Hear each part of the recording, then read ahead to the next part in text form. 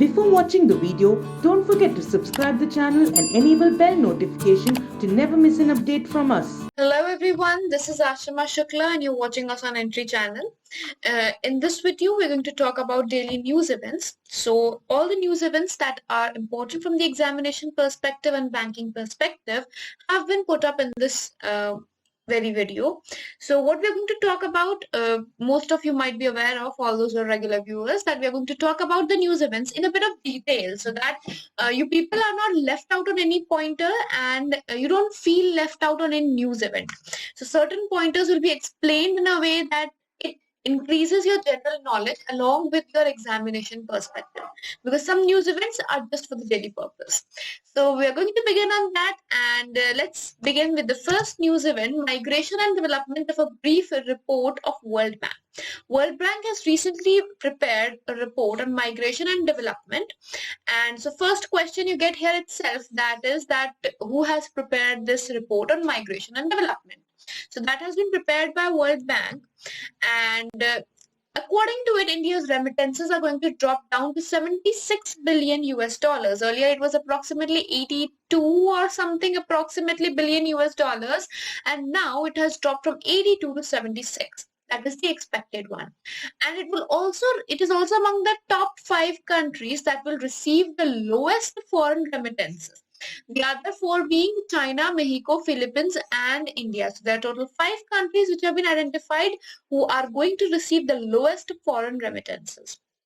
The factors that are affecting the declining remittances. Now, whenever there's a decline in something, there has to be some reason. So what are the reasons? First of all, the oil prices are very weak, and second of all, the depreciation of currencies has happened as compared to US dollars. So the economy is falling, the amount is falling, and because of that, or because of the fall of the currencies as compared to US dollars, this can be seen as a major reason for the decline. Right now, these are the top 5 countries which we saw, which are expected to get a reduced amount. But what about the region wise? Because whenever a report is prepared on a world level, we have regions also. So according to this, if we go according to regions such as Central Asia and Europe, these are the regions which are going to experience the major decline if we talk about areas, next being East Asia and Pacific, then Middle East. But the major part that is going to see the decline is Central Asia and Europe, right? Now, moving ahead, annual status of education report for rural India. This was recently prepared. And who has prepared it? It has been prepared or released by Pratham Education Foundation, and the survey was basically conducted in 26 states and 4 union territories. And on this survey there have been certain results that have been found, one being that only 1/3 of the surveyed children have access to online learning. And out of that, if we take out the segment which is getting the live online classes, so live ratio is only 11%. So 1/3 of people are getting online learning. Now online learning and live classes are different, because in online learning it can be via pen drive courses, it can be via DVD courses, it can be recorded sessions. But live classes is that internet connectivity is as such that you can take the classes live from your place. You can interact with the educator. Right, so live classes only 11% accessibility, whereas online learning is accessible to 1/3 of the population. And 3% of rural children are not enrolled in any school in 2020 as per the survey. Right, now there were certain state-wise reportings also. So in West Bengal, 47% of children had access to smartphones. In Jammu and Kashmir, 77% of children had access to smartphones. Punjab at 88%. Kerala was the top with the smartphones of 94.3%. So 94.3% students or children in Kerala have smartphones. Now Kerala is also one of those states, the first state to have to bring public education online. It has brought public education online. It is the first state in the country to bring online education in all perspectives, to make internet connection a fundamental right, and access to internet a fundamental right. That was also by Kerala High Court. So that is important. Next, Union Territory of Jammu and Kashmir and Ladakh have recently got the adaptation of Central Law's third order, which was released. Now we're going to talk about the order. What are the certain specifications?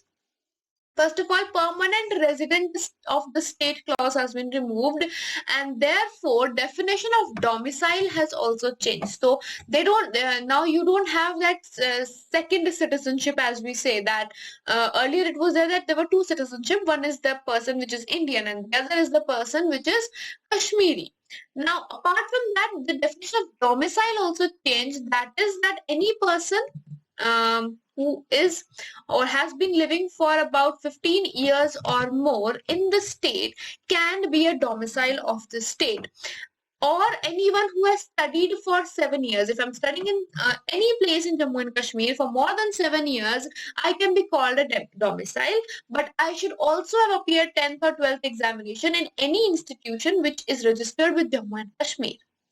Apart from that, for civil services, Jammu and Kashmir Civil Services Decentralization and Recruitment Act has also been introduced, according to which government can make, or any civil servant who's been posted in Union Territory of Jammu and Kashmir and Ladakh can become a domicile if he or she is living in that area for 10 years or more. So 15 years regular, otherwise 7 years for a student, and 10 years for any civil servant who has been living in that or has been posted in that area. All right. Apart from that, the significant amendment is a strategic area which can be declared by the government on a written request of army officer who is not below the rank of corp. So any corp commander or a rank higher than that person can be sending the government a notification that the area needs to be put under a strategic area for whatever requirements, maybe training requirement, maybe operational requirement. Right. Apart from that, what other is there is that Jammu and Kashmir Alienation of Land Act has ceased. That means that earlier it was only a Kashmiri can buy, but now it is not such. Anyone can buy land. Right. And transfer of agriculture and non-agriculture land has also been introduced. Conversion of land has also been repealed. That is, earlier it was there that any orchard land, any land which has been which has orchards or had orchids, so that could not be converted. Now it can be converted without government permission also, right? So, and apart from that, there have been various amendments. You'll need to go through it, but these are the few major ones that I have put up in the pointers. Next is Industrial Relations Code 2020. Now, if we talk about Industrial Relations Code 2020, first of all, who notified it? It has been notified in the Ministry of Labour. And for that, the draft rules have recently been introduced. That is, the trial rules have been put forward. Now, this is going to be finalized soon, and by April 2021, the Industrial Relations Code is going to be set up or is going to be implemented. Now, what is it going to supersede?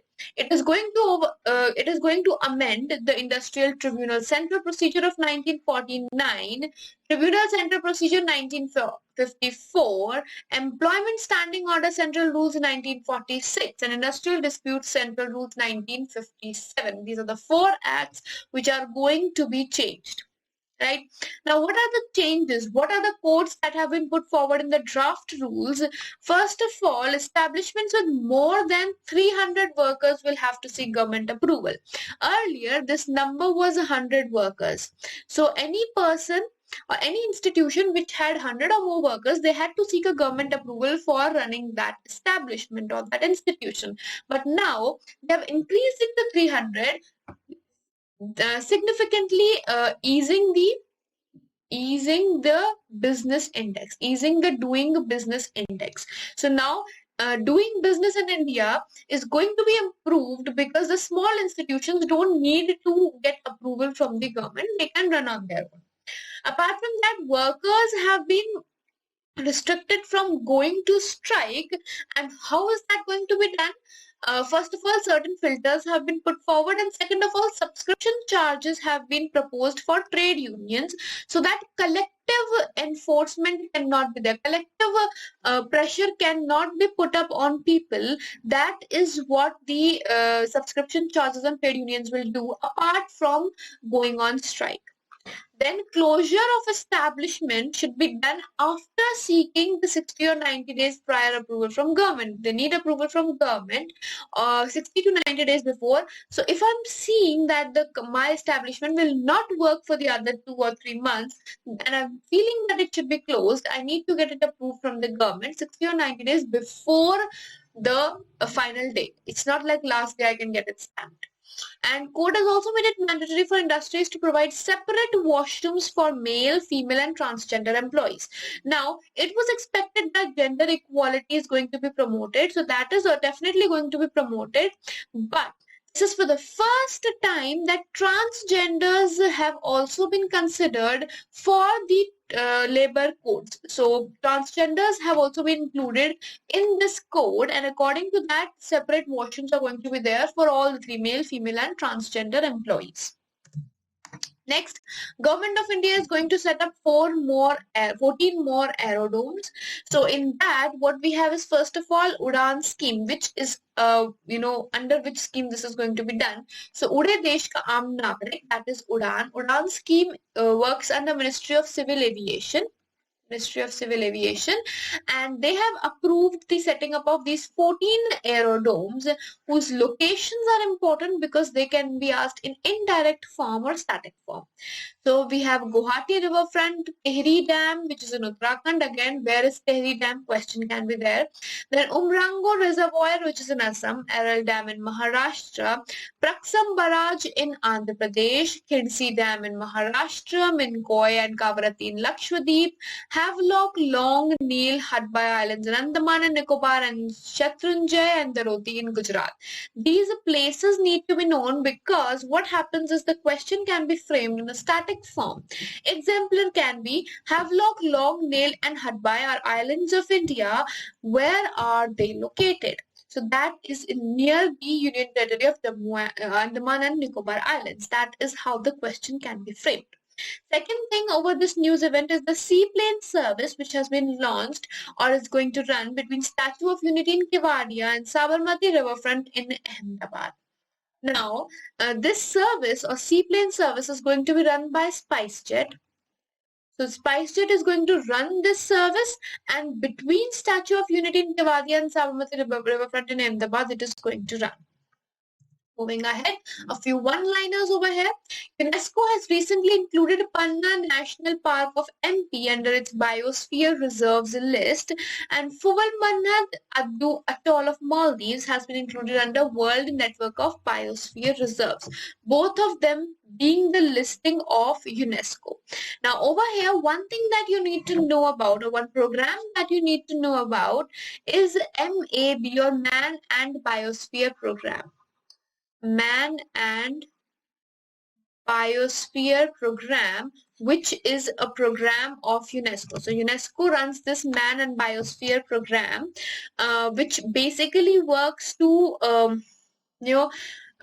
the basic idea or the criteria is that it's an intergovernmental organization, or it is a listing which is prepared to sustain a viable population. So it looks at the criteria as which has sustainable viable population, and local communities are also involved, and disturbance or interaction of the natural and man is less to the lesser, right? But that is what it is going to do, right? Next, world's strongest typhoon Goni has hit the eastern parts of Philippines. Now, typhoons are an important point over here to look forward to. So, this typhoon, whenever a turmoil turns into a typhoon, or tropical depression turns into a typhoon, the typhoon's wind ranges are from 118 to 156, where it is less than 61 in a tropical depression. So, it rose from tropical depression to a typhoon. Right, and Philippines is one of those countries which is very prone to tropical cyclones because of the location of it, and therefore there are a lot of cyclones and typhoons which have hit the place. Tanzania has got a new president who's actually the re-elected president. John Magufuli is again the president of Tanzania. Then on 2nd of November, we have United Nations International Day to End Impunity for Crimes Against Journalists, which basically focuses on the fact that journalists have, various hate crimes being done against them to stop their voices. So for that, United Nations has started celebrating this day. And this time the theme was Protect Journalists, Protect the Truth. Apart from this, first of all, why 2nd of November? Yeah, before we move forward, first of all, why 2nd of November? 2nd of November is the day which is on which day the French journalists were assassinated in Mali. French journalists were assassinated in Mali, and that is why it is celebrated on 2nd of November. The second thing about this is World Press Freedom Index, which is World Press Freedom Day that you should know. So World Press Freedom Day is celebrated on 3rd of May, on which they give the best reporter award, the bravest reporter award. And apart from that, World Press Freedom Index is released. World Press Freedom Index is released, and according to this index, in 2020, the rank of India was 142 out of 180 countries. Out of 180 countries, India, or the press freedom given to Indian journalists, stands at the rank of 142, and the top ranked country was Norway. Top was Norway. All right, moving ahead.